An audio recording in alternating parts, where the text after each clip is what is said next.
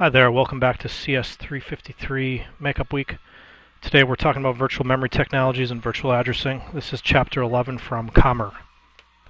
So, virtual memory, it's a pretty broad concept. Specifically here we're talking about utilities that hide the details of the underlying physical memory. So this doesn't necessarily refer to only virtual memory in the sense of what's, virtual memory stored on the hard drive made to emulate actual memory. This refers to instead memory organizations that are meant to obfuscate what the hardware thinks of as memory and what software thinks of as memory so that the software doesn't have to worry about where it's actually stored in physical memory. It's a view of memory that's often really convenient for a programmer to have because basically programmers can simply reference memory without having to worry about the underlying details. It's also a way for us to overcome any physical limitations that physical memory might have and any physical addressing problems that might exist. So as a basic example, consider the CPU that uses byte addressing, as we previously looked at from Chapter 10. In this scenario, we had a basic implementation that was a controller that allowed the processor to specify the requests.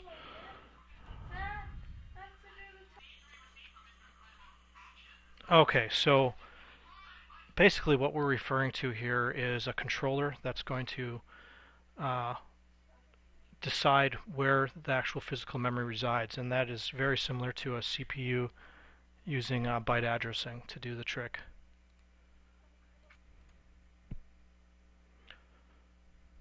So the memory controller is going to automatically translate what the correct byte address is to be using.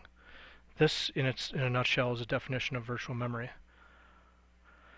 However, we're going to take some better examples in the next coming chapters. So first, before we get there, we have to talk about some terminology issues. A memory management unit, an MMU, is basically a hardware unit that's going to provide the translation between virtual and physical memory schemes. So a memory management unit is an intelligent memory controller.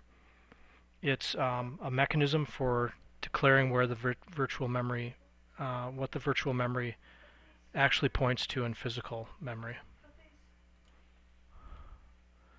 And so we see that there's also a terminology called virtual address, which basically is the address that's generated by a processor at boot time to be used to refer to the physical memory that's underneath. There's this distinction of real address versus virtual address. The real address first refers to the actual physical address, and the term real address space refers to the set of addresses recognized by physical memory. And then a virtual address is translated into corresponding to the physical address by the MMU. So the virtual address space is the set of all virtual addresses, and that's actually smaller or larger than the physical memory. It's basically the memory system is what maps it into the virtual memory system.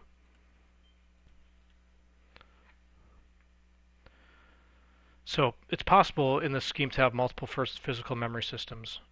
That's totally conceivable. Most computers have more than one physical memory system, or many computers rather have more than one physical memory system, and the MMU provides this mapping between actual physical memories. That means that physical memories can be optimized for a specific purpose. They can each utilize specific technology like SRAM or DRAM, or you could, for example, have some that are optimized for graphics processing or number crunching or something. The virtual memory, on the other hand, is there to provide uniform address space to all of the physical memories to the processor. So here is a illustration that covers two different physical memories. As you can see, there's a processor up above, and it calls into the MMU, which then knows whether it should call physical controller for physical memory 2 or physical controller for physical memory 1. So this doesn't alleviate the need for a physical controller, it's just that the physical controller sits in between.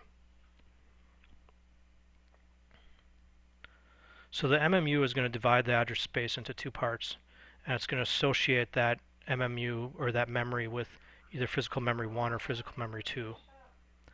And it's basically going to associate maybe the first set of bytes with memory 1 and the second set with memory 2.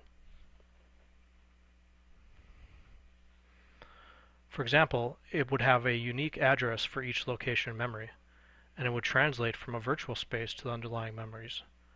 So let's say that there's two physical memories, each with 1,000 bytes.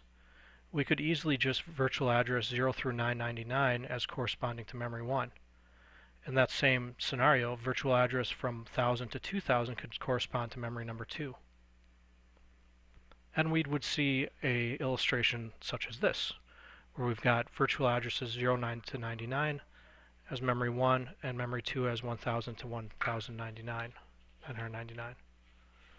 And then in this case, the MMU would process the addresses, do the translation. This is also a process called address mapping.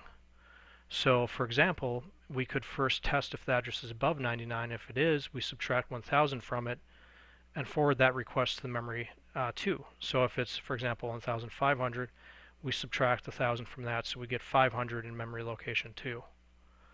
This is the algorithm that could do such a thing.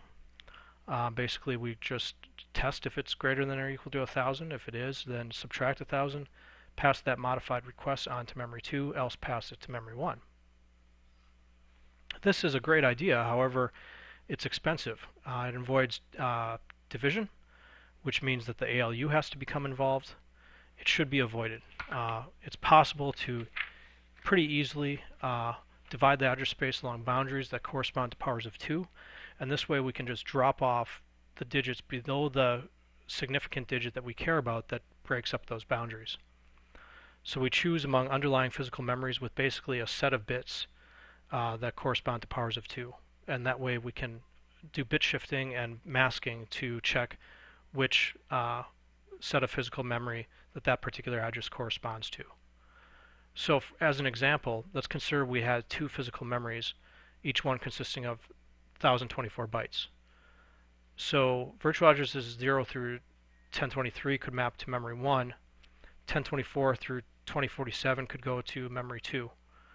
So basically, since 1024 is a power of 2, anything above that would map to memory 2. And so therefore you could just take anything that has a 1 value in that last position and say that that's mapping to memory 2. For example, here's how that would look. As I mentioned, so it would be 0 in the highest order bit for addresses 0 to 1023. That would go to one memory location. Then anytime you've got a 1 in that memory location, that bit location, it would go to physical memory number 2. So the higher order bits is what's determining the actual physical memory in this case of where it's going to go, either location 0 or location 1. So by dividing the virtual address space on this boundary that corresponds to a power of 2, we can let the MMU choose physical memory and perform the necessary address translations without requiring arithmetic operations.